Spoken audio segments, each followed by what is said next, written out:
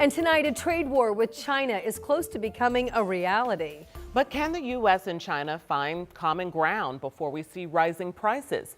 Gabe Gutierrez looks into whether the U.S. and China can find common ground before Americans see rising prices. The U.S. and China have just days to avoid a trade war, or Americans' pocketbooks could be hit hard. China announcing next week it'll impose a tariff on energy imports, as well as some U.S. products. It's fine. We're going to do very well against China and against everybody else. That retaliation comes just minutes after President Trump's 10% tariff on all Chinese imports took effect. China imposing a 15% import tax on coal and liquefied natural gas, as well as a 10% tariff on crude oil, farm equipment, and various cars and trucks.